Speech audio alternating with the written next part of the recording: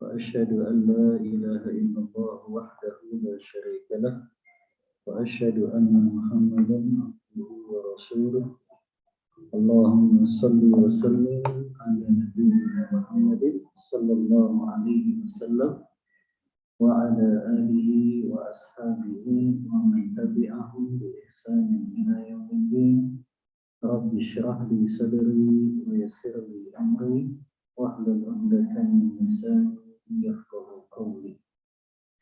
Ikhwani akhwati fillah rahimani wa rahimakumullah. Ibu yang dirahmati Allah Subhanahu wa taala. Alhamdulillah di siang hari ini dengan pertolongan dari Allah kita bisa melanjutkan kembali kajian rutin kita, masih mengkaji kitab Al-Qawaid Al-Arba', 4 kaidah dalam memahami kesyirikan dan juga memahami tentang tauhid yang benar. Kita telah bahas kaidah kedua dan juga kaidah yang pertama di dalam Qawaidul Arba' ini. Di kaidah pertama kita telah mengetahui bahwasannya kaum musyrikin Arab jahiliyah terdahulu mereka juga meyakini bahwasannya Allah yang memberikan rezeki, Allah yang menciptakan, Allah yang mengatur. Tapi mereka meyakini itu hanya dalam tauhid rububiyah saja. Adapun tauhid uluhiyah mereka, yaitu mereka menjadikan ibadah mereka untuk selain Allah.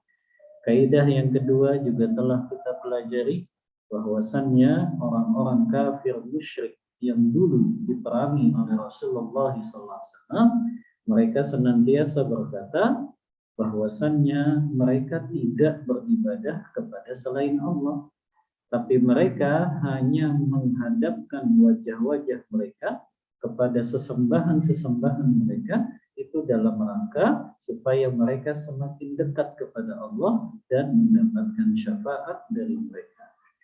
Kita telah bahas juga tentang macam-macam syafaat, ada syafaat yang diterima, ada syafaat yang ditolak.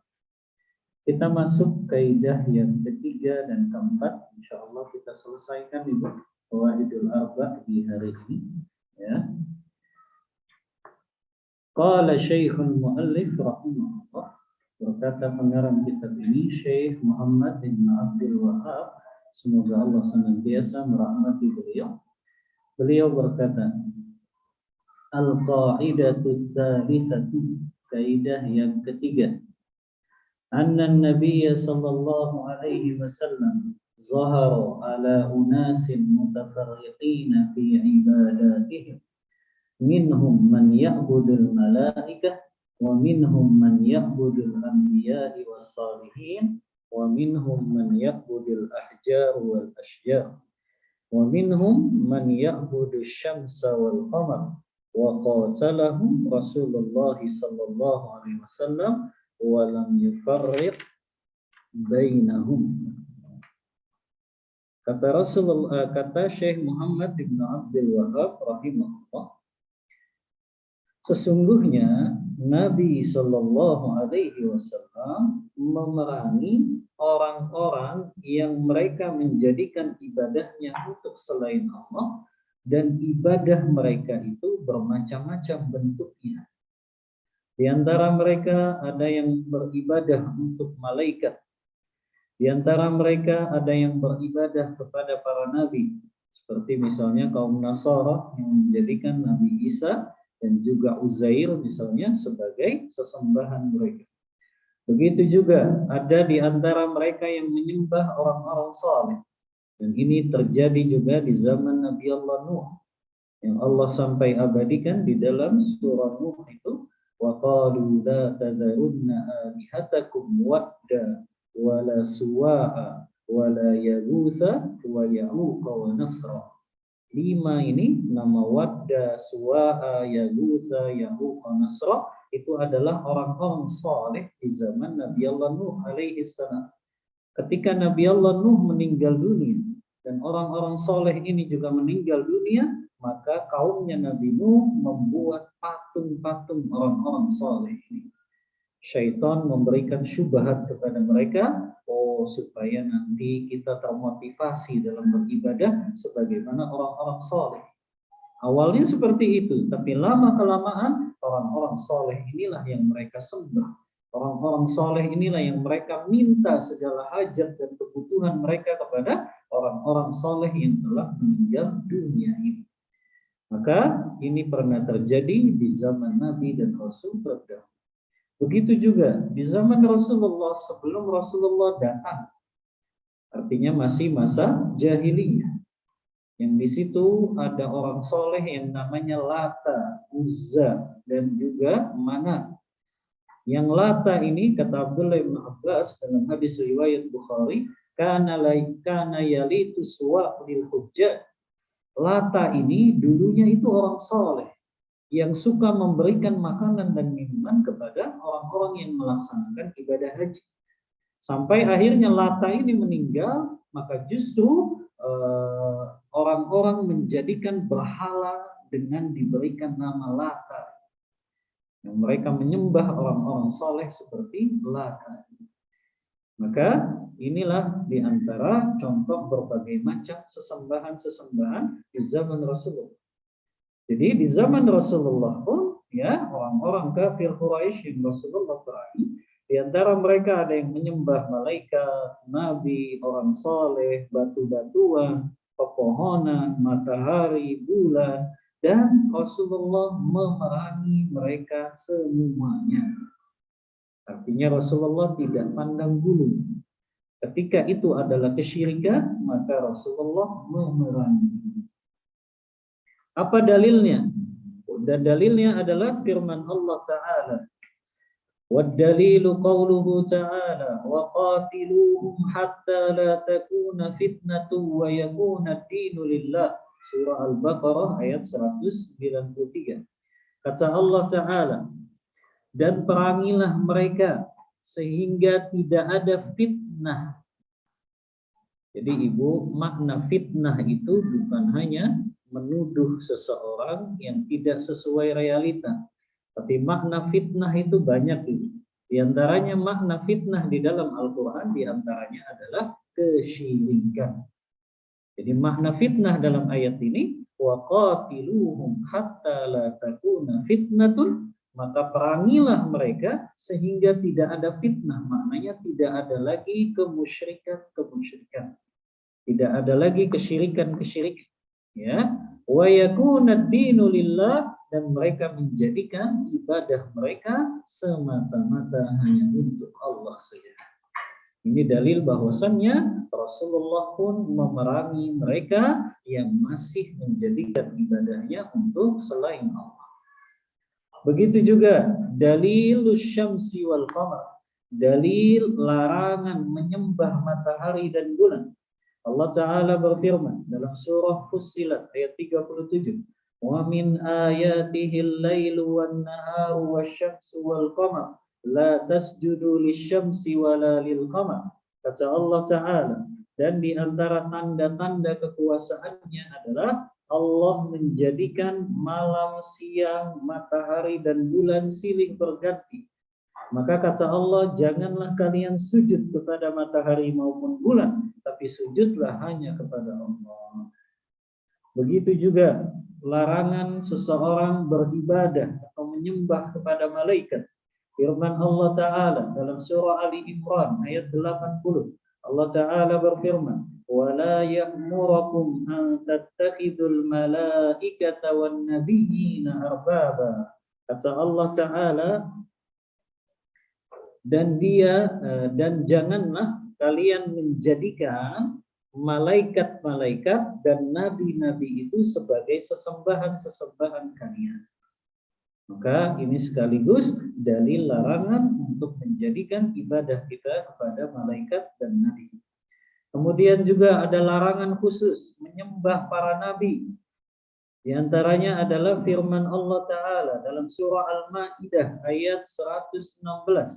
Allah berfirman, wa idz qala Allahu ya Isa ibn Maryam a'anta qulta lin-nasi ittakhiduni wa ummi ilahaini min dunillah qala subhana ma yakunu li an aqula ma laysa li bihaq in kuntu qultuhu faqad alimta ta'lamu ma fi nafsi wa la a'lamu ma fi nafsik innaka antal allamul ghuyub.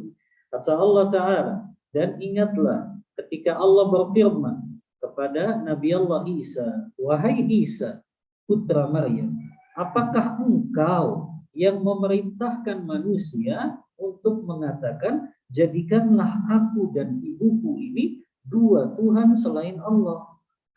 Maka Isa pun mengingkari itu. Isa pun mengatakan, Subhanak, maha suci engkau ya Allah, tidak patut bagiku mengatakan apa yang bukan menjadi hakku untuk mengatakannya. Jika aku pernah mengatakannya, engkau pasti telah mengetahuinya. Engkau mengetahui apa yang ada pada diriku dan tidak mengetahui, dan aku tidak mengetahui apa yang ada pada dirimu. Maka ini dalil-dalil larangan kita menyembah kepada matahari, bulan, malaikat, nabi-nabi. Begitu juga larangan kita menyembah kepada orang-orang saleh. Dalilnya firman Allah Ta'ala surah Al-Isra ayat 57. Allah Ta'ala berfirman, Ulaika alladhina yad'una yabtaguna ila rabbihimul wasilata ayyuhum aqrab wa yarjuna rahmatah wa yakhafuna 'adzabah.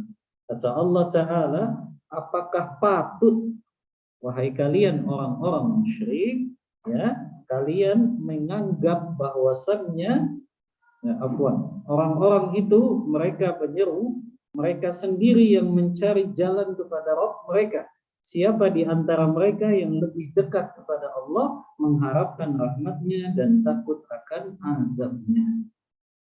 Begitu juga dalil larangan untuk menyembah kepada pepohonan dan batu-batuan. Allah Ta'ala berfirman dalam surah An-Najm ayat yang ke-19 dan 20, Afara'aitumul Lata wal Uzza wa Manata tsalitsatal ukhra. Kata Allah Ta'ala, apakah patut bagi kalian orang-orang musyrik menjadikan Lata, Uzza, dan Manat itu sebagai anak-anak Allah Ta'ala, atau sebagai mereka yang disembah selain Allah Ta'ala. Maka ini dalil-dalil yang beliau bawakan tentang bahwasannya peribadatan kepada selain Allah itu banyak dilakukan dimulai dari zaman Rasulullah SAW. Kita lihat syarah yang dijelaskan oleh Syekh Sa'ad Nasir Asy-Syatri. Kata beliau, kaidah yang ketiga,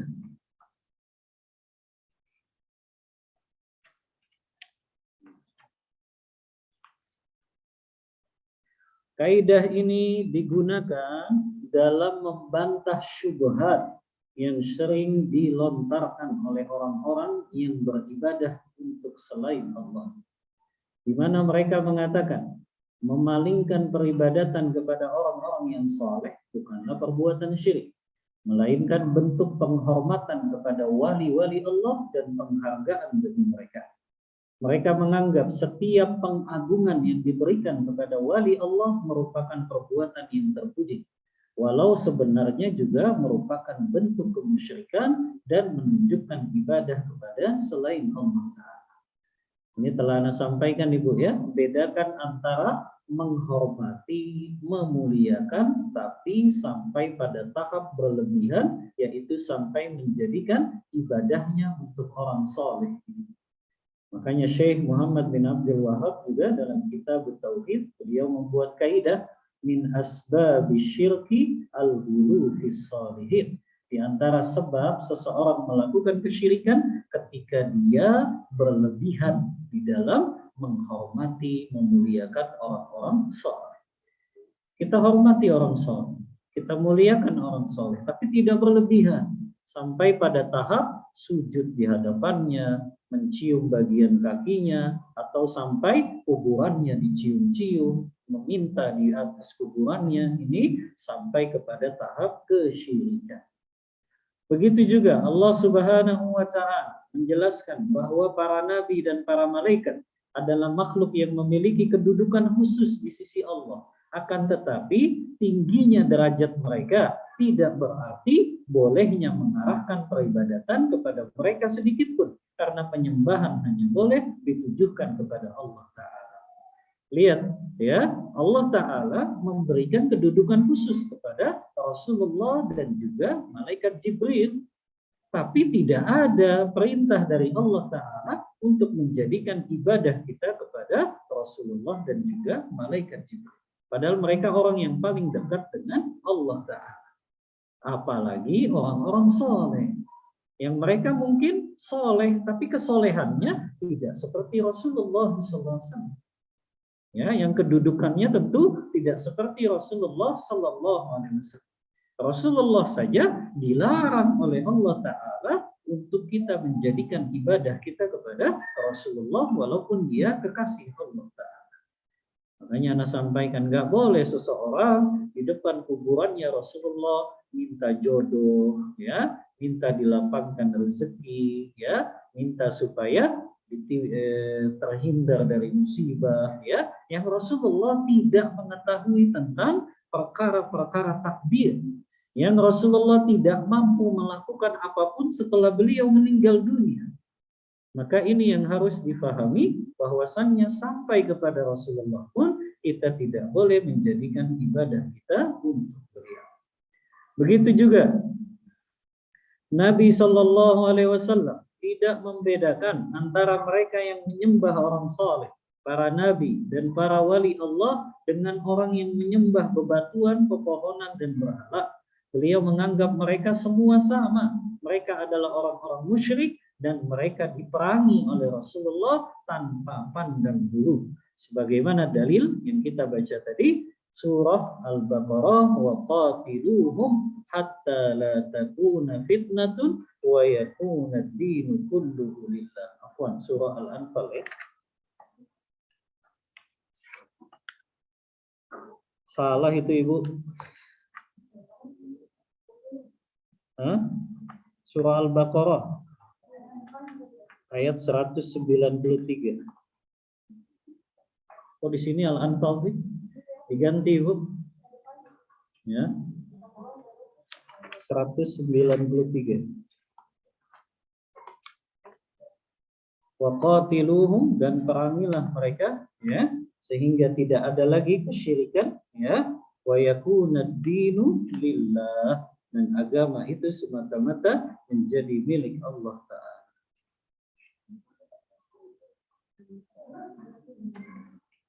Kemudian kata Syekh As-Sadri, makna ad-din, adapun agama pada ayat ini adalah penyembahan, peribadatan, ketaatan. Maka agama ini seluruhnya harus semata-mata milik Allah, dengan cara tidak memberikan penyembahan dan ketaatan sedikit pun kecuali kepada Allah Ta'ala. Adapun potongan ayat hatta la takuna fitnatun, sehingga tidak ada fitnah lagi, maknanya adalah agar tidak ada seorang pun yang membuat manusia itu tersesat di dalam kesyirikannya dan menyimpangkan mereka dari ketaatan kepada Allah, menyimpangkan mereka dari mengesahkan ibadahnya hanya untuk Allah. Ada pula yang menafsirkan bahwa penggalan ayat tersebut maknanya agar tidak terjadi perpecahan dan perselisihan dalam masalah ibadah menjadi bermacam-macam bentuk. Yang lebih tepat adalah tafsir pertama, bahwasannya Allah memerintahkan Rasulnya dan juga berlaku untuk umatnya memerangi mereka yang masih berbuat kesyirikan. Dan harus diingat Ibu, ya, saya sering sampaikan, Ibu sering dengar hadis ini, hadis riwayat Muslim, ya, dalam kitab sahihnya, ketika Rasulullah mengatakan la yu'minu ahadukum hatta yuhibba li akhihi ma yuhibbu li nafsihi. Tidak sempurna keimanan salah seorang di antara kalian sampai dia mencintai kebaikan yang didapatkan saudaranya sebagaimana dia mencintai kebaikan yang didapatkan dirinya sendiri. Kata para ulama hadis, Ibu, kebaikan di sini maknanya umum.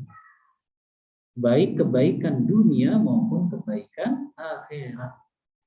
Maka ketika kita melihat saudara kita melakukan kesyirikan, kita nggak boleh diam gitu. Karena bentuk kasih sayang kita kepada saudari mukminah ini atau saudara mukmin ini adalah dengan kita mencintai kebaikan itu juga didapatkan oleh saudara kita ini. Kita ingin dia mentauhidkan Allah dengan benar. Kita ingin dia betul-betul mengesahkan Allah dalam ibadahnya. Kita ingin dia betul-betul terhindar dari kesyirikan. Karena ancamannya luar biasa. Orang yang wafat dalam keadaan membawa dosa syirik dan dia belum bertaubat dari dosa syirik tersebut, Allah tidak akan ampuni. Maknanya dia kekal di dalam neraka selama-lamanya. Maknanya juga Allah hapuskan semua amal-amal soleh yang telah dia lakukan. Makanya kita ingin dia dapat kebaikan juga, yaitu kebaikan mentauhidkan Allah dengan cara yang benar, yang tidak tercampur dengan kesyirikan. Makanya Ana sering sampaikan ini kepada ikhwah dan juga para ummahat. Ibu tahu hadis ini, la yu'minu ahadukum hatta yuhibba li akhihi ma yuhibbu li nafsi. Tidak sempurna iman seseorang sampai dia mencintai kebaikan yang didapatkan saudaranya sebagaimana kebaikan yang dia dapatkan. Maka hadis ini, Ibu, kalau Ibu buka kitab Riyadhus Shalihin, Imam Nawawi membawakan hadis ini dalam babun nasihah, bab saling menasehati. Jadi di antara bentuk, Ibu, kita cinta saudara kita ini mendapat kebaikan, kita saling menasehati. Makanya tidak boleh diam terhadap perkara-perkara kesyirikan. Ya, ada orang yang menjadikan ibadahnya kepada selain Allah. Atau termasuk juga, Ibu, meyakini jimat-jimat ini. Ya, meyakini jimat-jimat ini adalah kesyirikan. Dia pakai cincin yang dia anggap cincin ini nih yang bisa menyelamatkan saya dari para petaka. Dia taruh batu-batuan di tempat tokonya supaya dagangannya laris. Ya, dia taruh tanah-tanah ya di daerah tempat dia jualan supaya dagangannya laris. Ini semua adalah kesyirikan yang diperangi oleh Rasulullah di masa jahiliyah. Jadi seseorang yang menjadikan ibadahnya untuk selain Allah, maka itulah yang diperangi oleh Rasul. Kemudian kata Syekh Asy-Syatri dalam penjelasannya, setelah beliau menjelaskan kaidah yang ketiga ini, beliau menjelaskan dalil-dalil yang dibawakan oleh Syekh Muhammad bin Abdul Wahab. Kata beliau, setelah itu penulis membawakan beberapa dalil yang menunjukkan batilnya penyembahan benda-benda atau makhluk yang disembah selain Allah Ta'ala. Yang pertama, dalil yang melarang menyembah matahari dan bulan. Di antara makhluk yang disembah adalah matahari dan bulan. Kedua makhluk ini dua tanda yang agung di antara tanda-tanda kekuasaan Allah. Sebagaimana yang disabdakan Rasulullah, inna syamsa wal qamara ayatani min ayatillah. Sesungguhnya matahari dan bulan adalah dua tanda di antara tanda-tanda kekuasaan Allah. Allah yang mengatur keduanya. Tidak ada yang selainnya yang memiliki kekuasaan atasnya, baik untuk memunculkannya dan menenggelamkannya. Sebagaimana yang dikatakan Nabi Allah Ibrahim kepada Raja Namrud ketika beliau menjawab perkataannya, qala ana uhyi wa umit. Kata Raja Namrud, saya bisa menghidupkan dan mematikan. Gimana Ibu cara Raja Namrud bisa menghidupkan dan mematikan? Dia panggil dua orang prajuritnya, yang satu ditusuk pakai pedang, yang satu dibiarkan hidup. Maka kata Raja Namrud, saya bisa kok ya menghidupkan dan mematikan. Lalu Ibrahim berkata, fa innallaha ya'ti bisyamsi minal masyriq fa'ti biha minal maghrib fa buhital ladzi kafar.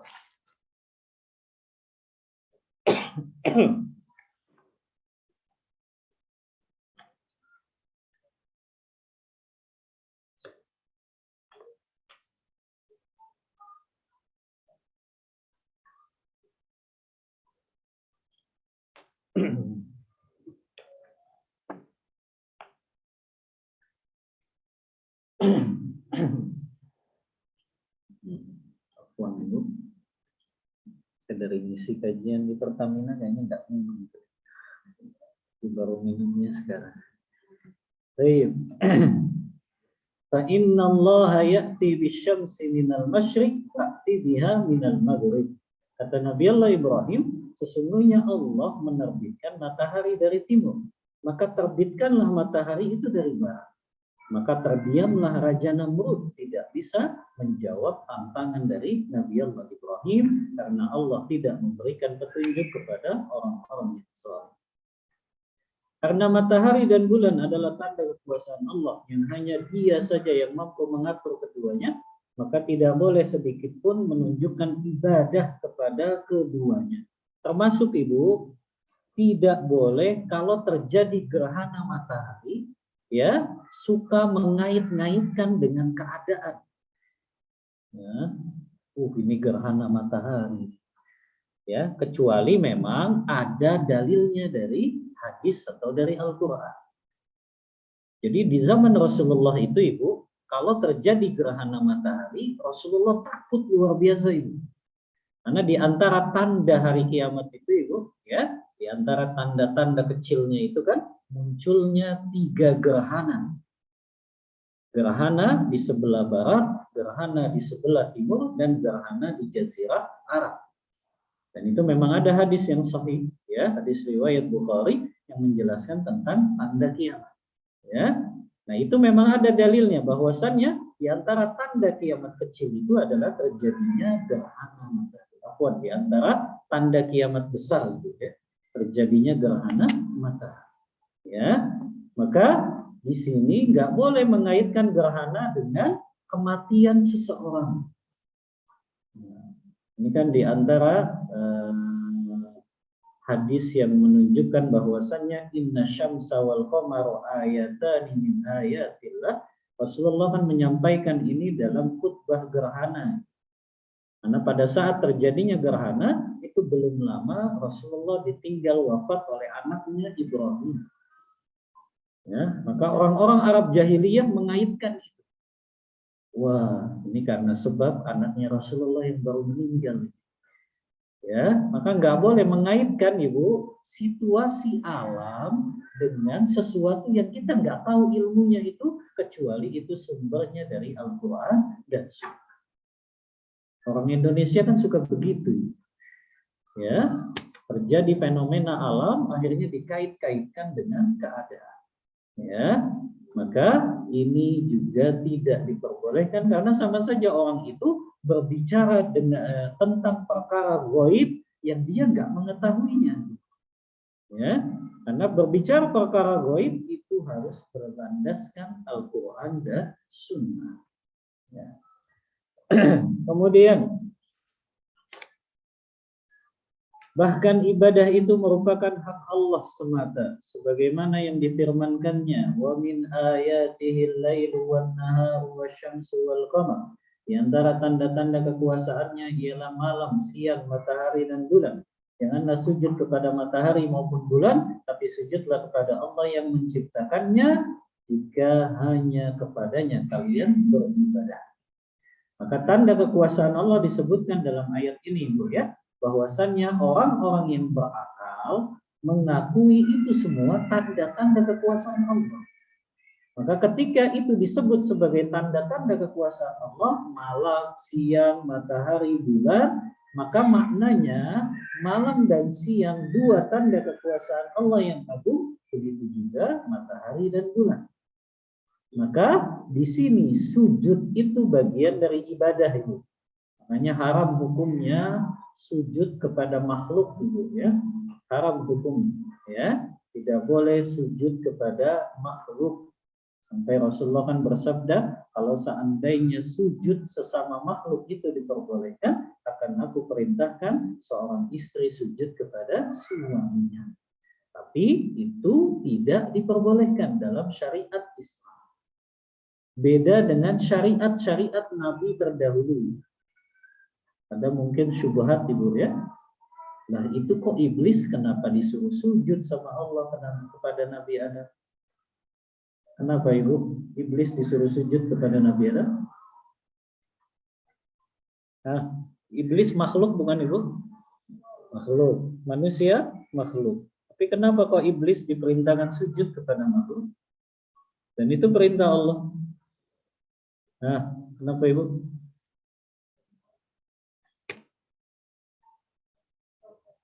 Kenapa? Nah, karena ini ada syubhat dari orang-orang liberal yang mereka mengatakan tauhidnya iblis itu benar katanya. Karena iblis nggak mau sujud kepada Adam. Ya, ini kan syubhat yang kacau sekali ya. Padahal itu perintah Allah. Maka kita katakan bahwasannya di zaman Nabi Allah Adam itu ya, sujud itu adalah bentuk penghormatan. Sampai pada zaman Nabi Allah Yusuf. Ya. Ingatkan ayatnya Ibu, ketika Nabi Allah Yusuf melihat apa? Inna syamsa wa sesungguhnya inni ra'aitu ahada asyara kaukaba wasyamsa wal qamara ra'aituhum li sajidin. Aku melihat ada 11 bintang, 1 matahari dan 1 bulan yang semuanya sujud kepadaku. Ya. Nah, syariat ya membentuk penghormatan itu di zaman Nabi Allah Yusuf itu diperbolehkan dengan cara bersujud itu. Tapi tidak untuk syariatnya Nabi Muhammad SAW. Haram hukumnya makhluk sujud kepada makhluk yang lainnya. Ya. Baik, kemudian wasjudu lillahi alladzi khalaqahun.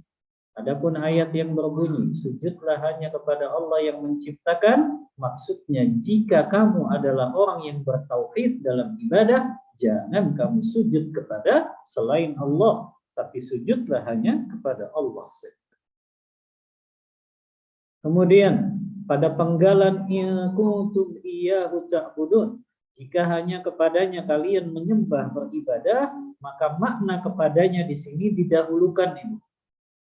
Ibu kalau belajar ilmu nahu ini maknanya adalah ya bahwasannya objek didahulukan dari kata kerja. Sama seperti kalimat iyyaka na'budu wa iyyaka nasta'in. Itu kan objeknya didahulukan, hanya kepadamu ya kami beribadah dan kami minta pertolongan. Maknanya Ibu, kalau maf'ul bi objek itu didahulukan dari kata fiilnya, kata kerjanya, itu maknanya kata ulama bahasa maknanya al-hasr, untuk membatasi hanya kepada dia saja kita beribadah. Baik.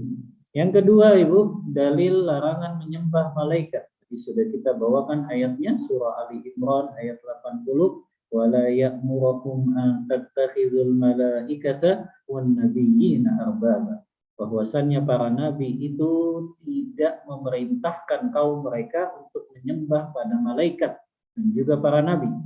Mereka memerintahkan kaumnya agar beribadah kepada Allah. Ayat ini juga menjadi dalil bahwa tidak ada perbedaan antara peribadatan yang ditujukan kepada orang soleh maupun orang jahat, dikarenakan keduanya sama-sama menyekutukan Allah dan sama-sama menyelisihi petunjuk para nabi. Dalil larangan menyembah nabi tadi Ibu ya, Nabi Allah Isa itu ditanya oleh Allah, apakah kamu wahai Isa yang memerintahkan manusia untuk mengatakan, apakah kamu yang mengatakan kepada manusia, jadikanlah aku dan ibuku sebagai dua Tuhan selain Allah. Maka Isa pun menjawab, Subhanak, maha suci engkau, tidak patut bagiku mengatakan sesuatu yang bukan hakku. Maka di sini terkandung larangan tidak boleh beribadah kepada para nabi dan rasul secara umum, siapapun itu nabinya. Ya, makanya orang-orang yang mereka pengen tahu kuburan-kuburan nabi itu, ini hati-hati. Kalau sekedar ingin tahu sejarah saja nggak masalah.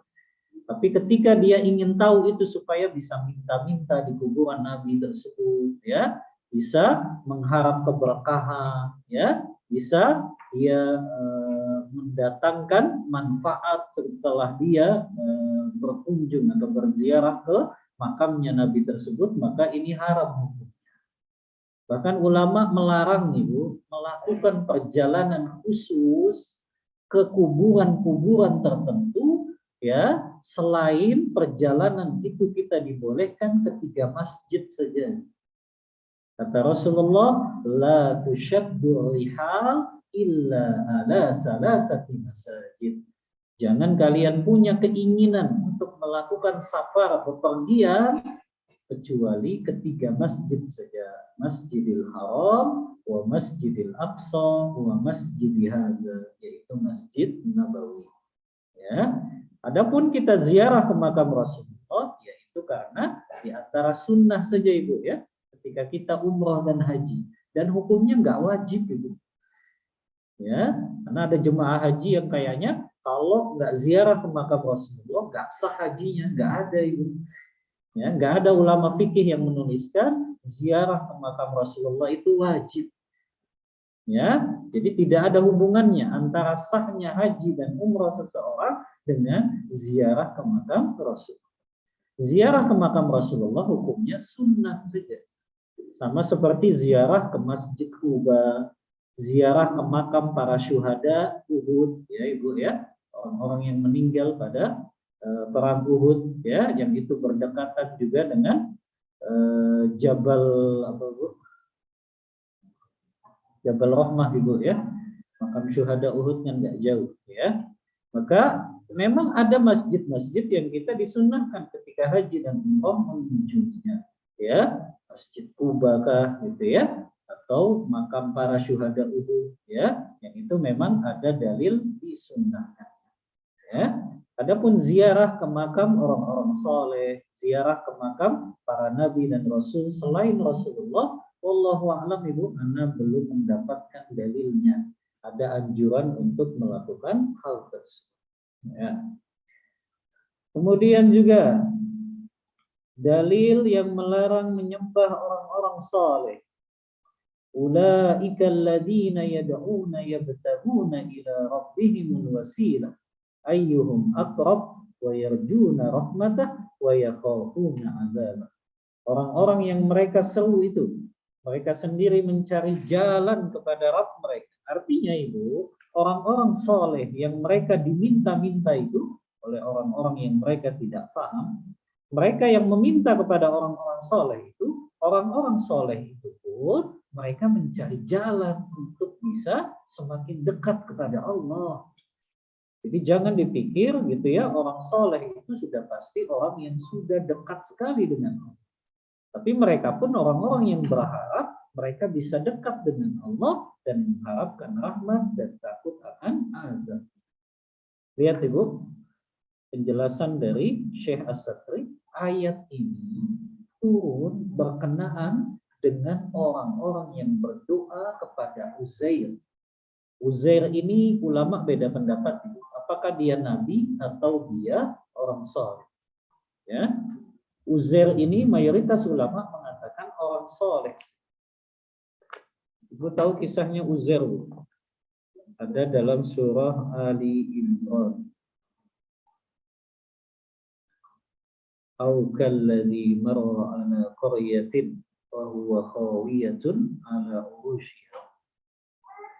Surah masih Al-Baqarah, ya. Lihat Ibu, Al-Baqarah ayat 259. Ini tentang Uzair ini Ibu.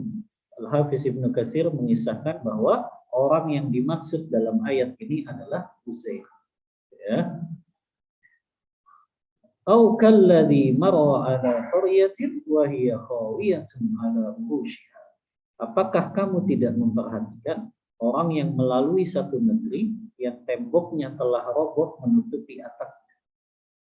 Kemudian dia berkata, ya, qala anna yuhyi hadhihi Allahu ba'da mautiha fa amatahu Allahu mi'ata amin tsumma ba'atha. Jadi Uzair ini Ibu lagi jalan-jalan, ya, tiba-tiba dia lihat ada satu negeri yang temboknya itu sudah pada roboh atap, atau satu rumah ya, satu rumah yang temboknya sudah pada roboh. Kemudian dia berpikir bagaimana Allah akan menjadikan rumah ini tegak kembali setelah hancur. Maka Allah pun mematikan Uzair ini. Allah mematikan Uzair ini selama 100 tahun. Ya, ini mirip-mirip dengan Ashabul Kahfi Ibu ya. Tapi Uzair ini 100 tahun. Ya. Kemudian Allah menghidupkannya kembali. Kemudian Allah bertanya, ya. Allah bertanya, qala kam labis? Berapa lama engkau ya ditidurkan oleh Allah? Kata Uzair itu hanya sehari saja atau setengah hari. Ya. Tapi kemudian dia baru mengetahui bahwa dia ditidurkan oleh Allah 100 tahun lamanya. Tapi Allah perlihatkan kekuasaannya, lihatlah ya, setelah 100 tahun itu kamu tidur, lihatlah makanan dan minumanmu yang tidak berubah. Lihatlah keledaimu yang tidak menjadi yang telah menjadi tulang belulang ya. Kemudian kami akan menjadikan tanda kekuasaan bagi manusia ya, yang mana tulang belulang keledai itu kemudian kami susun kembali dan kami membalutnya dengan daging. Jadi ini ayat yang berkaitan dengan Uzair Ibu ya, orang saleh. Kata Syekh As-Sadri Ibu, lihat ayat ini surah Al-Isra ayat 57 turun berkenaan dengan orang-orang yang berdoa kepada Uzair, Isa dan orang-orang saleh. Di mana mereka berdalih bahwa mereka hanya beribadah kepada orang-orang yang memang dicintai Allah. Mereka berkata, kami berikan itu kepada wali Allah. Lalu mengapa kalian mencela kami karena hal itu? Maka Allah pun mengingkari apa yang mereka katakan, dan dia seakan menjelaskan kepada mereka, Uzair dan Isa dan orang-orang soleh yang kalian sembah, mereka sendiri pun berdoa kepada Allah. Mereka pun sebenarnya hanya manusia yang mencari jalan kepada roh mereka. Sebagaimana penggalan ayat, yabtaguna ila rabbihimul wasilah, dan mereka tidak menyembah kepada selain Allah. Karenanya hendaklah kalian menempuh jalan mereka. Kalau kalian berdoa kepada mereka, sesungguhnya kalian justru tidak menempuh jalan orang-orang yang saleh ya, walaupun kalian bermaksud memuliakan mereka. Maka ini Ibu, orang-orang saleh mereka pun menempuh cara berdoanya kepada Allah. Tapi terkadang orang-orang awam menjadikan orang-orang saleh ini justru tempat mereka meminta-minta kepada orang saleh. Ya. Kemudian juga Ibu, kita ada di zaman yang orang mudah sekali ya mengklaim bahwa dirinya wali. Ya, dirinya wali Allah. Maka wali Allah itu apa ukurannya Ibu? Parameternya seseorang disebut wali Allah. Nah, ingat surah Yunus itu Ibu ya. Allah mengatakan ala inna awliya Allah la khaufun alaihim wa la hum yahzanun alladzina amanu wa kanu yattaqun. Ya Ibu ya. Dua karakter, dua sifat yang dimiliki oleh wali Allah. Kata Allah di sini, alladzina amanu wa kanu yattaqun. Mereka itu beriman dan bertakwa. Jadi Ibu jangan takjub gitu ya. Jangan terpesona kalau melihat orang bisa jalan di atas air gitu. Jangan terpesona kalau lihat orang bisa terbang di udara. Jangan terpesona kalau lihat orang nggak mempan kalau ditusuk, kalau dibacok. Itu tidak menandakan orang itu wali Allah. Karena parameter wali Allah bukan seperti itu. Parameter wali Allah lihat keimanannya dan ketakwaannya. Ya, jadi nggak dilihat, oh dia punya ilmu kebal, sakti, oh dia bisa terbang di udara, gitu ya. Oh dia bisa berjalan di atas air. Oh dia sholatnya bisa di Mekah, gitu ya. Padahal waktu sholatnya beda dengan Indonesia. Ya, maka nggak dianggap wali yang seperti ini. Wali itu ukurannya tadi, alladzina amanu wa kanu yattaqun.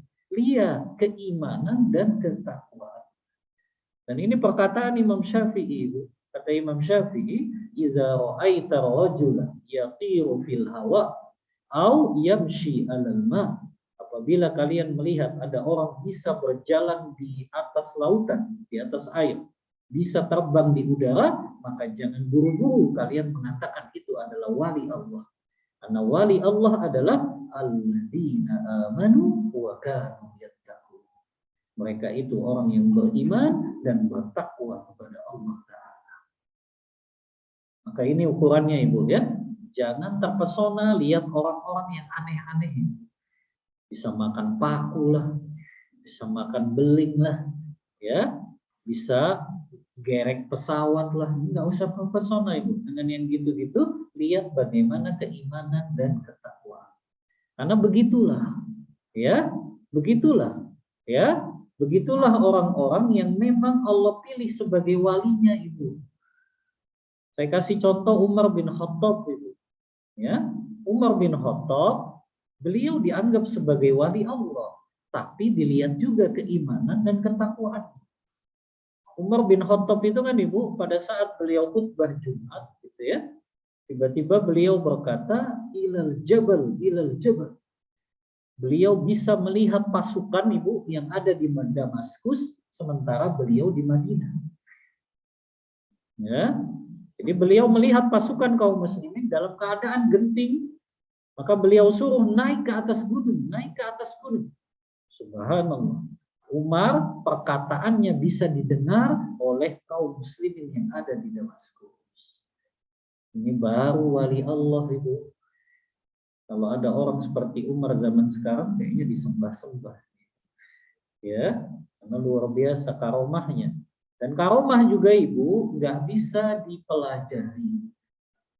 Ya, jadi kalau dipelajari itu namanya bukan karomah Ibu. Ya, karena karomah itu nggak bisa dipelajari. Kemudian juga karomah itu sifatnya nggak berulang-ulang Ibu. Hanya saat itu saja. Allah berikan itu memang kepada wali-wali. Dan dia nggak berulang, jadi nggak bisa direply gitu ya. Nah, kalau bisa direply itu namanya bukan karomah itu mah dipelajari. Ya, Umar ini luar biasa, banyak sekali karomah. Sampai dikisahkan juga oleh Al-Khatib Al-Baghdadi itu dalam kitab sejarahnya. Umar Ibu, setelah beliau menaklukkan Mesir, Mesir itu kan ditaklukkan di zaman Amirul Mukminin Umar bin Khattab. Beliau mengutus Amr bin As jadi gubernur di sana. Ya, ketika Amr bin As jadi gubernur, Ibu, tiba-tiba sungai Nilnya berhenti mengalir. Ya, nah orang-orang penduduk Mesir ini baru masuk Islam. Mereka masih terbawa dengan keyakinan-keyakinan jahiliyah. Kata mereka, wah ini karena sungai Nilnya belum dikasih tumbal. Makanya airnya nggak mengalir. Makanya penduduk Mesir zaman Amr bin As itu mereka bersepakat kita harus mengadakan tumbal ini untuk sungai Nil ini supaya bisa mengalir air. Maka dilarang oleh Amr bin As dan juga Amr sampai mengirim surat kepada Umar bin Khattab yang ada di Madinah.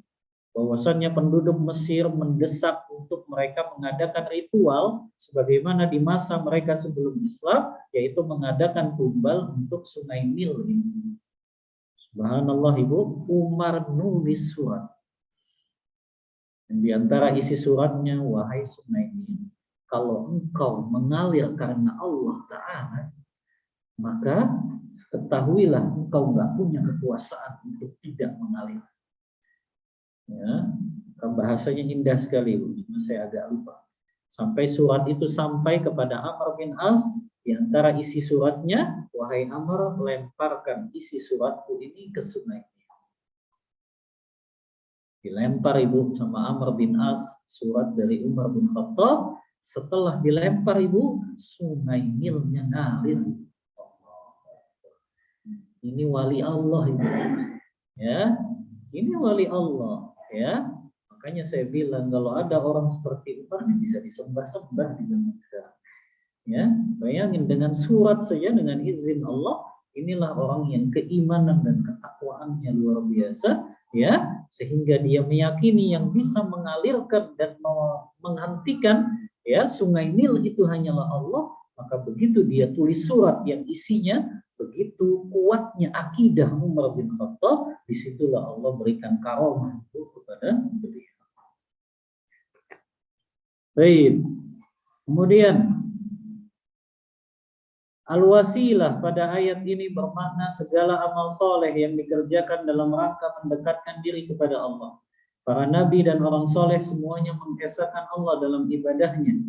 Maka sudah selayaknya orang-orang musyrik menempuh jalannya para nabi dan orang-orang soleh. Firman Allah, ayyuhum aqrab, siapa di antara mereka yang lebih dekat kepada Allah, menunjukkan bahwa orang-orang soleh itu berlomba-lomba dalam kebaikan dan beramal soleh. Mereka berusaha mengerjakan amal kebaikan, mendekatkan diri mereka kepada Allah, karena mereka dikatakan oleh Allah wa yarjuna rahmatah wa yakhafuna adzabah. Mereka selalu mengharap rahmatnya dan takut akan azabnya. Ya. Ini penjelasan larangan menyembah kepada orang-orang saleh. Ya. Kemudian juga Ibu, larangan menyembah kepada pepohonan dan bebatuan. Afara'aitumul Lata wal Uzza wa Manata tsalitsatal ukhra. Apakah patut orang-orang musyrik menganggap Lata dan Uzza dan Manat yang ketiga itu sebagai anak perempuan Allah? Di sini ada kisahnya Ibu ya. Ibu baca sendiri aja Pak kisahnya. Kisah Lata, kisah Uzza dan Manat. Kisah Lata Ibu. Lata adalah satu berhala kaum musyrikin terdahulu yang mereka letakkan di salah satu tempat di Taif Ibu. Ingat Ibu ya, Lata itu berhala yang ada di Taif. Lata aslinya adalah orang yang soleh tadi Ibu, yang suka memberikan makanan dan minuman bagi para jemaah haji dan membuatkan roti untuk mereka. Dia suka memasak gandum yang dicampur air dan dilembutkan, lalu memberikannya kepada jemaah haji. Setelah dia wafat, manusia di kala itu ingin membuat kenangan untuknya. Nah, ini Ibu lihat, syubhatnya syaitan ini selalu mendatangkan dosa kesyirikan ini dianggap logis dalam pikiran manusia. Makanya awalnya sudahlah buat aja patung Lata ini supaya jadi kenangan. Ya, maka mereka pun membuat patung di atas kuburannya Lata. Ya, patungnya dibuat di atas kuburan Lata. Ya. Namun seiring perkembangan zaman, akhirnya patungnya dijadikan sesembahan selain Allah dan peribadatan pun ditujukan kepadanya. Orang-orang Taif menyembahnya, menyampaikan harapan mereka kepadanya, mempersembahkan ibadah untuknya dan berdoa kepadanya. Ketika berdamai dengan Nabi SAW, datang delegasi mereka kepada Nabi dan berkata, kami minta pengecualian. Nabi menjawab, apa yang kalian kecualikan? Mereka berkata, kami kecualikan Lata. Kami ingin Lata tetap bersama kami selama 3 tahun. Maka Nabi menolaknya. Mereka menawar 3 bulan. Nabi pun tidak menyetujui permintaan mereka. Mereka berkata, kalau begitu engkau sendiri yang menghancurkannya. Mereka takut tuh, kalau ngancurin Lata akan terkena bencana. Jangan sampai Ibu ya kisah tentang Lata ini terulang lagi di zaman kita ya. Ada orang-orang yang soleh yang begitu diagungkan, begitu dimuliakan sampai setelah wafat dibuatkan patungnya. Dan mereka pun takut untuk menghancurkan patung Lata itu karena takut dapat bencana. Tapi Rasulullah yang akhirnya menghancurkan. Nabi SAW pun mengutus Al-Mughirah bin Syu'bah bersama beberapa orang karena Al-Mughirah adalah penduduk Taif dari Bani Saqif. Nabi ingin menunjukkan kepada penduduk Taif bahwa utusan beliau ini adalah dari kalangan mereka sendiri. Dan manakala mereka mentauhidkan Allah, maka berhala-berhala dan segala benda yang mereka sembah tidak akan dapat membahayakan mereka. Al-Mughirah pun akhirnya sampai ke Taif ya. Lalu mengambil kampak lantas memukulkannya kepada berhala Lata ini dengan sekali pukulan biasa hingga roboh.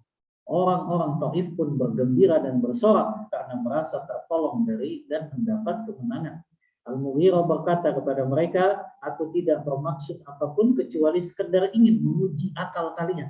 Bagaimana bisa seonggok batu seperti ini memberikan kalian manfaat dan mendatangkan bahaya? Al-Mughirah pun kembali mengambil kampak lalu menghancurkan berhala Lata di hadapan mereka. Nah ini sama Ibu ya, seperti orang yang menganggap ada pohon keramat, ada sumur keramat. Akhirnya mereka nggak berani itu ngancurin. Itu harus dibuktikan Ibu dengan orang yang memang betul-betul menghancurkannya, apakah dapat membahayakannya atau tidak? Enggak kok. Ya, karena itu hanyalah makhluk saja yang tidak bisa mendatangkan manfaat dan bahaya. Lihat, Mughirah bin Syu'bah ingin menunjukkan kepada penduduk Taif, saya ini penduduk Taif loh, dari Bani Saqif, dan saya hancurkan ini Lata, dan tidak ada keburukan yang menimpa Mughirah bin Syu'bah. Maka Mughirah bin Syu'bah ingin mengatakan bahwasannya berhala Lata ini nggak bisa mendatangkan manfaat dan juga tidak bisa mendatangkan bahaya untuk para penduduk Taif. Ya. Demikianlah kisah tentang batu berhala yang dibangun di atas kubur seorang soleh yang dulu suka memberi makanan kepada jemaah haji. Berhala itu tidak mampu memberikan manfaat sedikit pun kepada orang-orang yang menyembahnya. Sementara itu Nabi tidak menerima pengalihan ibadah kepada berhala itu walau hanya sesaat saja. Ya, maka pohon-pohon keramat gitu ya, batu-batu keramat, sumur-sumur keramat coba dihancurkan Ibu, apakah memang akan mendatangkan bahaya? Ya, itu mesti dibuktikan Ibu ya, sebagaimana Syu'bah yang membuktikan Lata patung berhala yang dihancurkan Syu'bah ini tidak mendatangkan bahaya dan juga tidak mendatangkan manfaat kepadanya. Kisah Uzza. Adapun Uzza dulunya adalah 3 batang pohon yang di atasnya dibangun rumah-rumahan oleh kaum musyrikin dan diletakkan di sekitarnya tirai-tirai. Pohon-pohon ini terletak antara kota Mekah dan Taif. Dulu penduduk Mekah mengagungkan, menyembah, meminta-minta dan mengajukan segala kebutuhan mereka kepada pohon-pohon Uzza ini.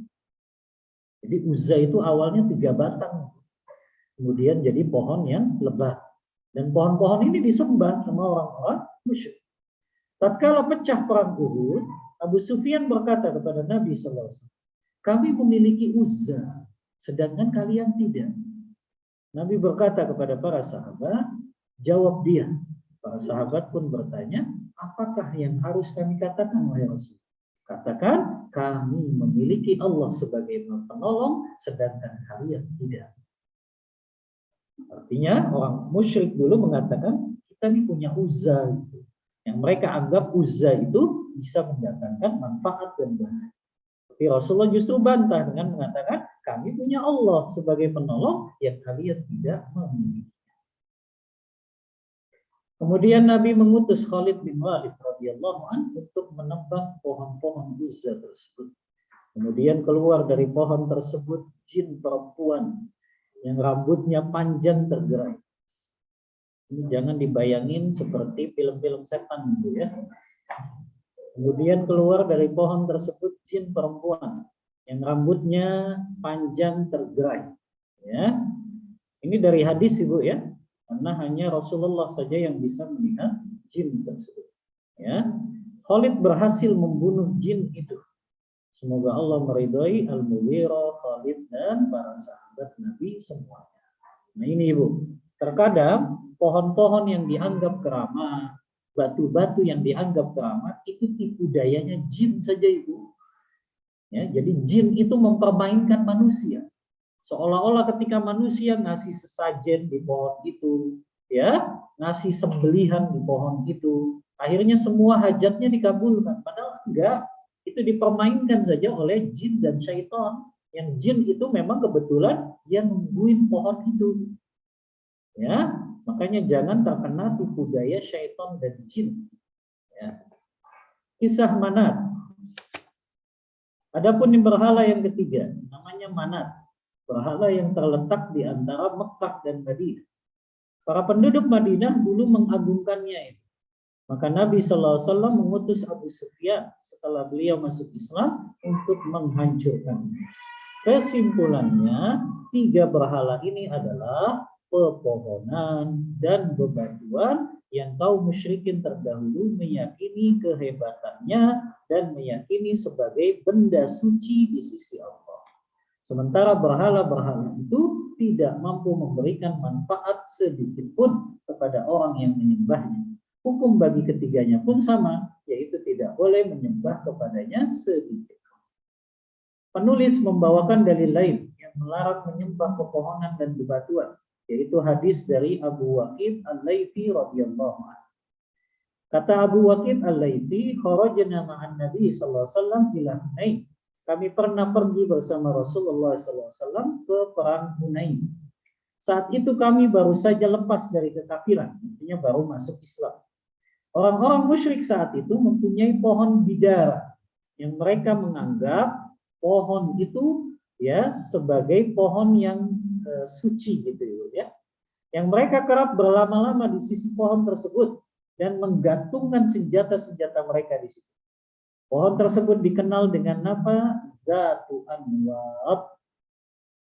Maka tatkala kami melewati pohon bidara tersebut, kami berkata, "Ya Rasulullah, ij'al lana Zata Anwatin kama lahum Zatu Anwat." Wahai Rasulullah, jadikanlah untuk kami ya pohon itu, pohon bidara tadi Bu, sebagai Zatu Anwat, sebagaimana dulu umatnya Nabi Musa, orang-orang musyrik, mereka juga punya Zatu Anwat. Ya, maka subhanallah, Rasulullah marah luar biasa. Ya, yang dimana orang-orang yang mau perang ini Bu, tapi mereka malah berharap melakukan kesyirikan. Ya, makanya akhirnya pasukan kaum muslimin itu kocar kacir karena mereka melakukan sesuatu yang ingin jatuh ke dalam kesyirikan. Ya, maka di sini kata Syekh ya, ketika menjelaskan ayat ini ya, surah At-Taubah, wa yauma Hunain id a'jabatkum kathratukum falam tughni ankum syai'a wa daqat 'alaikumul ardu bima rahabat tsumma wallaytum mudbirin. Dan ingatlah peperangan Hunain, yaitu waktu ketika kalian menjadi congkak karena banyaknya jumlah kalian. Maka jumlah yang banyak itu tidak memberi manfaat bagi kalian sedikit pun, dan bumi yang luas itu terasa sempit oleh kalian, kemudian kalian lari ke belakang dengan bercerai-berai. Ayat ini Ibu ya memberikan pelajaran kepada kita bahwa hati itu tidak selayaknya terikat kepada hal-hal duniawi. Hati itu harus selalu terikat dengan Allah. Hati tidak boleh sombong terhadap harta yang kita miliki, karena harta bisa saja hilang dalam sekejap. Hati tidak boleh ujub terhadap kekuatan badan, kekuatan hafalan, dan yang semacamnya. Karena Allah Ta'ala mampu membalikkan akal pikiran dan memalingkannya dari kebaikan dan ketaatan kepada hal-hal yang berlawanan dengannya. Maka hati tidak pantas untuk terikat dengan sebab-sebab duniawi, tetapi dia harus selalu terikat dengan Allah. Jika hati seorang manusia terikat dengan Allah, maka Allah akan mencukupkan segala sesuatu untuknya. Akan tetapi, manakala seseorang selalu melihat dan berpatokan kepada sebab duniawi, maka Allah akan jadikan dia bergantung kepada sebab-sebab itu dan bergantung pada kelemahan dan kekalahan yang tidak memberikan manfaat sedikit pun untuknya. Kejadian dalam perang Hunain adalah salah satu buktinya. Jika Allah menjaga kita, maka Dia akan membantu kita dan kaum muslimin dengan pertolongannya. Manakala manusia berpegang teguh dengan Allah dan selalu menggantungkan hatinya kepadanya, maka Allah yang akan menjaganya dari segala keburukan dan membantunya dalam segala kebaikan. Maka di sini Ibu, orang-orang musyrik tadi mereka baru masuk Islam Ibu, sehingga masih ada sisa-sisa kesyirikan yang membekas pada diri mereka dan mereka belum mengetahui tentang hukumnya. Ya, maka di sini menunjukkan bahwasannya kita meninggalkan perkara-perkara sebab-sebab yang bisa menjatuhkan kita kepada kesyirikan. Dan ingat Ibu, hati yang bersih itu adalah hati yang senantiasa merasa bergantung hanya kepada Allah. Saya kira keburu tadi kaidah yang keempat. Sepertinya nggak keburu itu ya. Kita lanjut kaidah yang keempat di pertemuan setelah. Wallahu ta'ala a'lam bishawab wa sallallahu ala nabiyyina Muhammadin wa ala alihi wa sahbihi wasallam.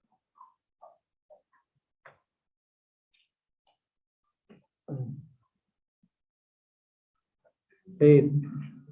Pertanyaan pertama, Ustaz, dalam acara pernikahan ada acara sungkeman.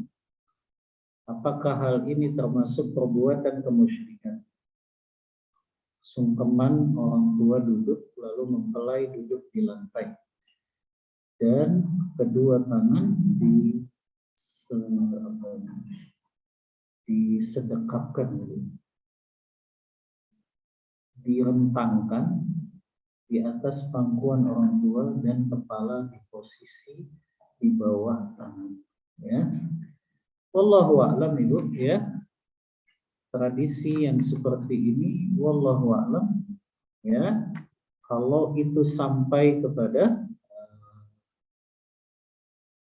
menyentuh bagian kaki dari makhluk ini atau seperti betul-betul menghinakan dirinya di hadapan orang tuanya ini, maka ini haram hukumnya ini ya. Kalau dia sampai ada di dalam menghinakan dirinya. Karena menghinakan diri nggak boleh kecuali hanya untuk Allah saja. Ya, maka wallahu a'lam tradisi yang seperti ini lebih baik ditinggalkan itu ya, supaya tidak jatuh ke dalam sebab-sebab yang seseorang bisa jatuh dalam kesyirikan. Yang kedua, apabila kita menggelar satu acara seperti pernikahan dan menghitung atau mencari tanggal baik, apakah termasuk syirik? Iya, Ibu. Memang ada tanggal baik, berarti ada tanggal sial. Nggak ada, Ibu. Ya, antara baik dan tidak baik itu kehendak dan ketetapan Allah. Dan insya Allah seorang mukmin harus merasa bahwa semua hari, semua tanggal yang ada itu adalah baik. Ya, jadi tidak boleh ada keyakinan ada tanggal baik, ada tanggal sial. Ini sama saja melakukan kesyirikan dalam rububiyah Allah. Dia meyakini bahwasannya tanggalan itulah yang bisa mendatangkan kesulitan untuk dia meyakini bahwa tanggal itulah yang bisa mendatangkan kebaikan untuknya, maka itu namanya kesyirikan. Assalamualaikum Waalaikumsalam warahmatullahi wabarakatuh. Jika ibu saya dahulu pernah ikut ziarah ke wali di Jawa Tengah dan Jawa Timur, bagaimana Ustaz? Sudah safar tanpa mahram, juga syirik tapi belum bertobat. Iya. Yang pertama Ibu ya, ziarah ya, untuk melakukan ziarah kubur atau safar untuk melakukan ziarah kubur ini tidak ada dalil yang mensyariatkannya ya. Maka kalau ternyata ada orang yang sempat melakukan itu, maka harus ditabayun dulu Ibu apa yang dia lakukan ketika melakukan ziarah ke makam orang soleh. Kalau misalnya dia hanya sekedar tahu saja, atau ingin tahu saja bahwa itu kuburannya orang soleh, ya ini nggak masalah. Tapi ketika dia meniatkan itu dalam rangka ibadah, bahwasannya dia berangkat safar ini, ziarah ke makam wali ini ibadah, maka ini perkara yang tidak ada tuntunannya. Ya, kalau kita lihat coba di zaman Rasulullah dan para sahabat, tidak ada Rasulullah menganjurkan para sahabat untuk mereka berziarah ke makam sahabat-sahabat yang soleh yang telah wafat terlebih dahulu.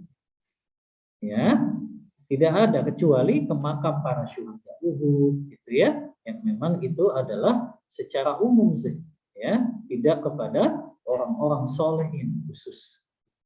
Maka kalau sudah melakukannya, Ibu, ya dengan lemah lembut diberitahukan kepada orang tua, kalau sampai meminta-minta di sana, gitu ya, merendahkan dirinya di sana, menghinakan dirinya di sana, maka bertaubat kepada Allah.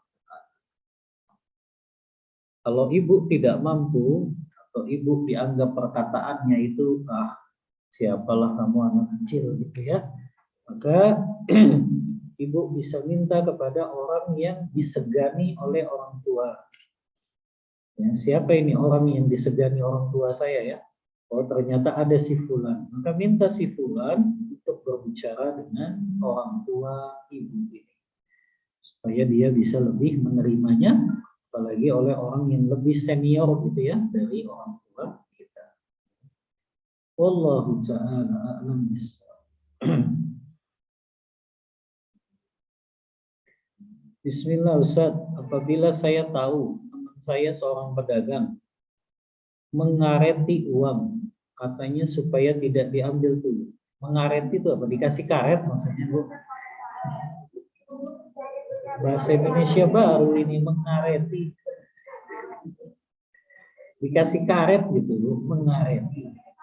Ya. Mengareti uang supaya tidak diambil tuyul. Itu keyakinan dia. Bagaimana menasehatinya? Karena beliau iya, kalau memang orang itu meyakini keyakinan dikasih karet supaya tidak diambil tuyul, itu tidak boleh itu ya. Karena itu sama saja meyakini karet ini bisa mendatangkan manfaat dan menghindari bahaya. Nah, ini termasuk dalam kesyirikan. Bagaimana cara menasehatinya? Yang pertama, Ibu, kalau mau menasehati orang yang seperti ini, ya, maka yang pertama ajak dia untuk berpikir logika dulu, ya, logika dulu bahwasannya mana mungkin kalau tuyul mau ambil gara-gara karet ini saja tuyul nggak jadi ngambil gitu. Masa gara-gara diikat karet tuyul jadi nggak jadi ngambil gitu kan? Ya, maka tidak ada hubungannya antara tuyul dengan karet itu. Oh, nggak ada penelitian juga kan Ibu, tuyul itu takut sama karet kan nggak ada. Ya, maka tidak boleh meyakini karet itu bisa menghindari uang itu hilang. Gitu ya. Yang kedua Ibu, ya, ajak dia ke kajian-kajian tauhid, ya, atau kasih rekaman-rekaman kajian, ya, bahwasannya apapun itu makhluknya mereka nggak bisa mendatangkan manfaat dan bahaya, ya, karena karet itu makhluk, tuyul itu juga makhluk, ya, maka dua-duanya makhluk ini nggak bisa mendatangkan bahaya dan juga manfaat kepada manusia kecuali dengan izin dari Allah Ta'ala. Ya, maka tidak ada hubungannya antara karet dengan dia bisa menghalangi tuyul untuk tidak mengambil uang. Ya. Wallahu ta'ala a'lam bishawab. Ustaz izin bertanya, apakah kalau kita minta didoakan orang tua, orang terdekat, apakah dibolehkan atau tidak? Bagaimana hubungannya dengan firman Allah menyuruh kita berdoa langsung kepada Allah? Iya. Jazakillah khairan, pertanyaan yang sangat bermanfaat. Meminta doa orang soleh, hukum asalnya boleh. Hukum asalnya boleh. Ya, termasuk kalau kita anggap orang tua itu orang yang soleh. Ya, atau juga kita tahu doanya orang tua itu mustajab, maka boleh meminta doa kepada mereka, ya. Namun sebagian ulama Ibu memakruhkan kalau kita sering minta doa dari orang lain, karena seolah-olah kita nggak bergantung hatinya kepada Allah, ya. Karena orang yang tawakalnya benar, hatinya bergantung kepada Allah, tentu dia akan berdoanya ya langsung kepada Allah, menyampaikan hajat dan juga kebutuhannya. Ya, maka hukum asalnya boleh minta doa orang tua, minta doa orang soleh gitu ya, atau solehah, tapi tidak berlebihan gitu ya. Ini hampir tiap hari minta doa mereka. Ya, maka cukup kita berdoa dengan keyakinan kita bahwa kita pun bisa dikabulkan oleh Allah doa. Wallahu a'lam bishawab. Assalamualaikum Ustaz. Izin bertanya. Waalaikumsalam. Teman saya minta saya melepas cincin batu yang saya pakai. Ibu pakai cincin batu, Ibu? Bukan cincin emas kan perempuan? Menurutnya ada magisnya dari batu cincin tersebut. Apakah saya salah apabila saya tetap memakai cincin tersebut? Karena saya suka cincin atau gelang dari batu alam, tidak sebagai jimat atau yang lainnya. Ya, apabila saya melepasnya karena permintaan teman tersebut, seakan saya sepakat padanya bahwa batu cincin tersebut punya kekuatan magis. Padahal saya menganggapnya hanya batu biasa saja. Ya. Wallahu a'lam, Ibu, selama cincin itu atau batu cincin tadi adalah batu cincin yang diperbolehkan oleh syariat, gitu ya. Misalnya memang dia dari emas atau tadi dari jenis batu alam, gitu ya.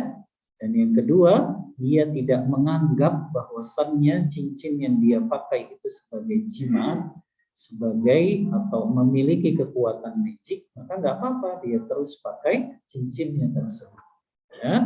Tapi kalau ada keyakinan dari orang yang memakainya bahwa cincin ini nih yang mendatangkan keberuntungan bagi saya, cincin ini nih yang bisa menghilangkan saya dari malapetaka, cincin ini nih yang memudahkan urusan saya, maka ini jatuh ke dalam kesyirikan. Kata Rasulullah, inna ruqa wat tamaima wat tiyaruh syirkun. Sesungguhnya mantra-mantra, jampi-jampi, jimat-jimat itu semuanya adalah kesyirikan. Maka tergantung dari orang yang memakainya tadi ya, apakah dia meyakini bahwa cincin yang dia pakai ini bisa mendatangkan manfaat dan bahaya atau tidak. Kalau itu dia yakini, maka dia harus lepas cincin. Tapi kalau dia tidak meyakini itu, dia hanya menganggap sebagai cincin biasa saja yang tidak bisa mendatangkan manfaat dan bahaya, maka dia tetap boleh memakainya. Wallahu ta'ala. Ustaz, izin konfirmasi. Saya lihat Al-Anfal 39 dengan Al-Baqarah 193. Redaksi awalnya sama sampai sebelum tanda wakaf. Apakah benar Ustaz untuk dalil kaidah ketiga bisa kedua ayat tersebut? Kalau di kitab aslinya Ibu, di Qawaid Arba ini saya dapatnya surah Al-Baqarah ayat 193. Ya. Kalau dari lafaz dalil yang disampaikan Syekh Muhammad bin Abdul Wahab, karena kan beliau yang menyebut wad dalilu qauluhu ta'ala wa qatiluhum hatta la takuna fitnatun wa yakuna ad-dinu lillah. Ya, yang dibawakan Syekh Muhammad bin Abdul Wahab ini dalilnya surah Al-Baqarah 193. Tapi apakah Al-Anfal 39 itu redaksinya hampir sama gitu Ibu ya? Ya, iya. Apakah itu bisa jadi dalil? Ya bisa, ya. Tapi kan di sini yang saya bacakan matan dari yang disampaikan Syekh Muhammad bin Abdul Wahab dulu. Maka kalau dari sisi matannya itu yang dibawakan dalilnya Al-Baqarah 193. Tapi kalau memang si penerjemah ini ingin memaksudkan itu sebagai penjelasan saja dengan tambahan bahwasannya surah Al-Anfal ayat 39 ini sebagai dalil yang bisa saja. Tapi kan kita sebagai penuntut ilmu agama ya harus amanah Ibu ya. Amanah ilmiah itu yang membawakan sesuai teks yang dibawakan oleh Syekh Muhammad bin Abdul Wahab. Ya. Wallahu ta'ala a'lam bishawab.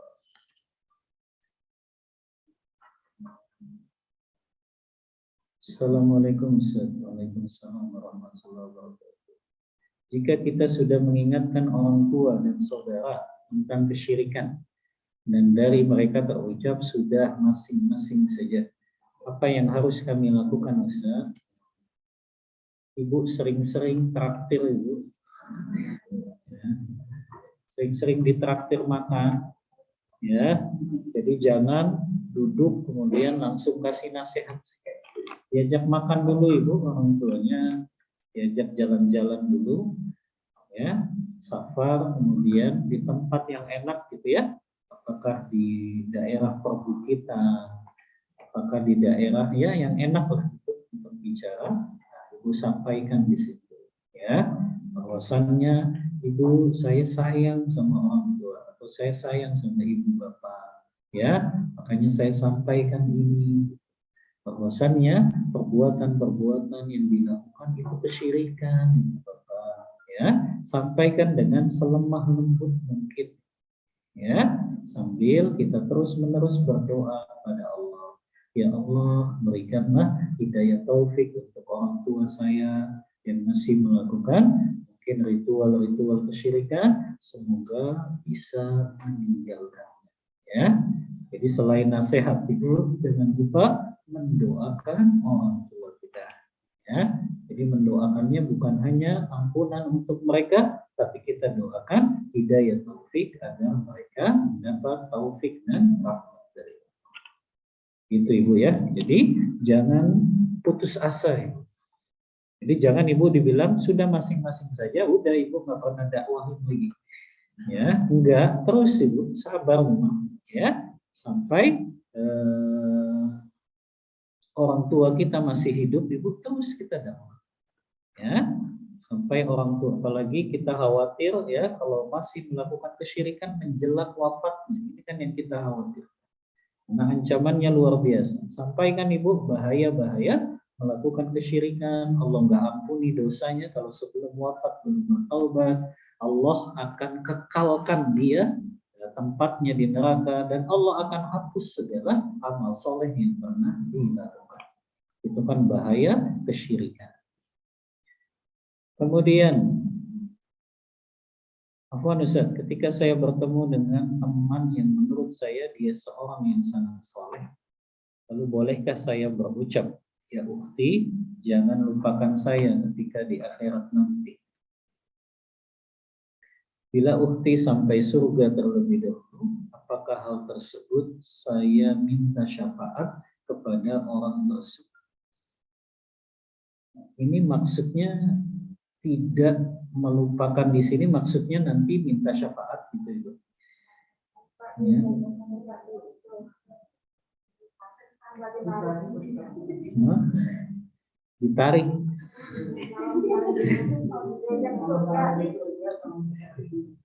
Oh, gitu. Ya. Jangan, itu kan sama saja kita minta sama orang gitu dong. Mintanya sama Allah, Ibu. Ya Allah, semoga ada di kalangan sahabat saya yang bisa memberikan syafaat untuk saya nanti. Sama seperti kita minta syafaatnya Rasulullah kan Ibu. Kita nggak boleh ya doa di depan kuburannya Rasulullah kemudian ya Rasulullah berikan syafaat kepadaku, nggak boleh, ini syirik Ibu. Karena siapa yang bisa memberikan izin seseorang untuk memberi syafaat? Allah. Ya, makanya kita doanya sama Allah. Allahumma rzuqni syafa'atan min Rasulillah. Ya Allah, berikan aku rezeki untuk bisa mendapatkan syafaat dari Rasulullah nanti pada hari kiamat. Jadi tetap Ibu, kita mintanya kepada Allah saja. Karena Allah yang berhak mengizinkan seseorang untuk memberikan syafaat. Ya, maka doanya sama Allah Ibu, ya, jangan kepada orang itu, ya. Nanti kalau kamu di surga, jangan lupa ya kasih syafaat ke saya. Ya, nggak bisa Ibu. Emang siapa yang memberi izin orang itu untuk memberi syafaat kecuali Allah saja. Ya, kecuali Ibu bilangnya nanti kalau kamu di surga, kamu cari saya. Gitu. Ya, kalau cari doang kan nggak apa-apa Ibu. Ya, barangkali kan ya memang nggak ada di surganya. Ya, wallahu ta'ala a'lam bishawab. Pertanyaan offline sudah ya. Pertanyaan online. Online-nya banyak juga ini. Hah? Ada dua. Nah. Ya, silakan bacakan Ibu.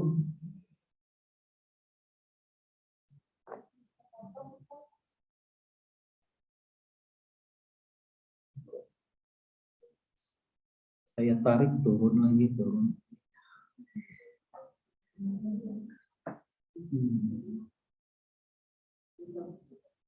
Bentar. Bagaimana jika muslimah yang taat pada nasihat sunnah dia tidak memajang fotonya di medsos, lalu teman atau saudara aslinya sokalim atau tidak ada aksi lain. Kita yang berusaha memahami tauhid ini banyak dianggap salah dan fanatik dalam hal ini.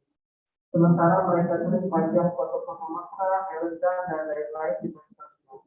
Bagaimana Ustaz agar kita belajar memahami tauhid ini agar terasa tidak berat dalam menjalani ibadah?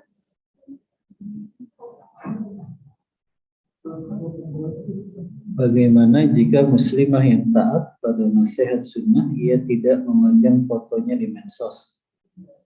Lalu orang-orang yang lain gitu ya menganggap ya atau memiliki asumsi ya kita asumsinya soalim gitu ya atau tidak ada sakit ain. Kita yang berusaha memahami tauhid ini banyak dianggap salah dan fanatik dalam hal ini. Sementara mereka sering pajang foto-foto mesra, elegan dan lain-lain di medsos. Bagaimana Ustaz agar kita belajar memahami tauhid ini agar terasa tidak berat dalam menjalani ibadah. Ya. Jazakillah khairan itu. Yang pertama, ibu harus memahami bahwasannya di dalam berpegang kepada sunnah Rasulullah ini memang banyak pantangan dan hambatannya. Maka tidak aneh kalau ada orang yang menyinyir gitu ya, mencaci maki, merendahkan ya. Sudah ibu, biarkan saja. Toh celaan mereka kan sepanjang lidah mereka. Ya, cuma memang biasanya ibu-ibu kan suka baper ya, cepat sekali bawa perasaannya gitu. Maka harus sudah terbiasa ibu dijatuhkan, direndahkan, diremehkan, ya. Selama kita berpegang kepada jalan Allah dan sunnah Rasulullah, maka nggak perlu kita marah ibu, biarkan saja. Ya, suatu saat dia tahu kok mana yang hak. Dan kewajiban kita hanya mendoakan saja saudara atau saudari muslim kita yang belum paham.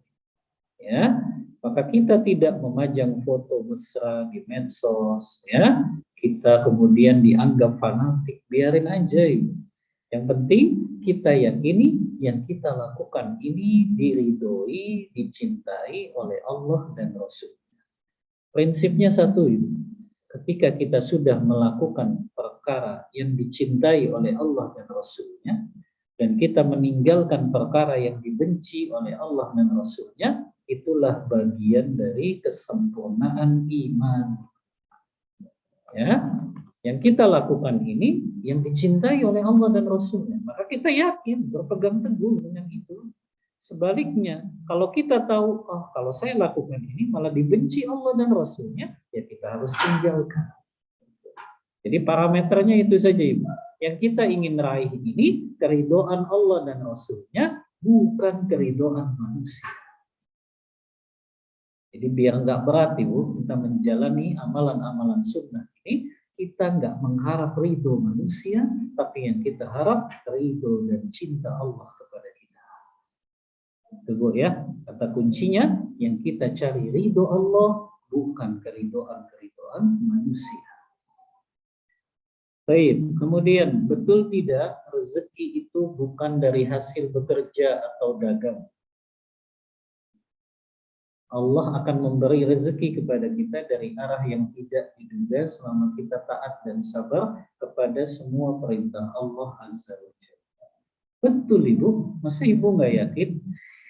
Ya, bahwa yang namanya rezeki itu sudah Allah tetapkan Ibu. Dari mulai kita ada dalam perut ibu kita, bahkan itu ada di Lauhil Mahfuz.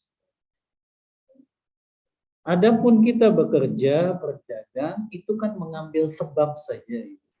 Ya, maka tentu makna tawakal yang benar adalah bukan berarti kita nggak bekerja, tapi kita bekerja mengambil sebab saja, adapun rezekinya sudah Allah tetapkan. Maka yakin Ibu, orang yang taat, orang yang senantiasa bertakwa kepada Allah, Allah akan berikan rezeki kepadanya dari arah yang tidak disangka-sangka. Ya, makanya Ibnu Katsir Ibu ketika menafsirkan firman Allah Taala, wa'mur ahlaka bis-sholati, ya, wa'mur ahlaka bis-sholati, itu Ibu.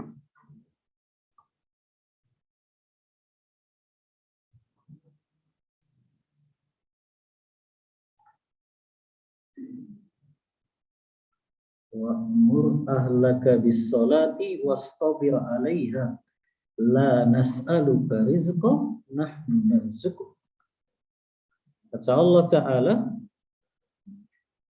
dalam surah Toha Ibu ayat 132, Allah mengatakan perintahkan keluarga kalian untuk sholat dan bersabarlah dalam melakukan perintah tersebut. Lihat Ibu, bersabar dalam melakukan kesolehan.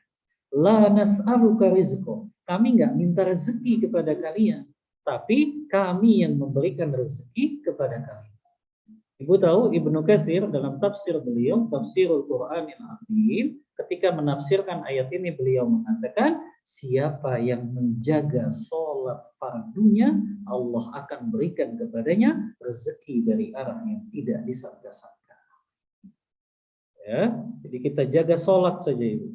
Ya, Ibu perintahkan anak-anak untuk sholat juga kalau sudah usia 7 tahun ke atas, maka kita bersabar memerintahkan sholat kepada anak kita, ya, kepada mungkin juga kalau suami perintahkan kepada istrinya, ini semua membuka pintu rezeki, ya.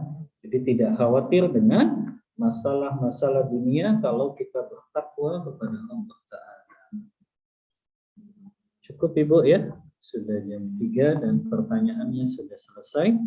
Mohon maaf bila ada kata-kata yang kurang berkenan. Wassallallahu ala nabiyyina Muhammadin wa ala alihi wa sahbihi wasallam. Kita tutup kajian kita dengan membaca doa kafaratul majlis. Subhanakallahumma wa bihamdika asyhadu an la ilaha illa anta astaghfiruka wa atubu ilaik. Walhamdulillahi rabbil alamin. Wassalamualaikum warahmatullahi wabarakatuh.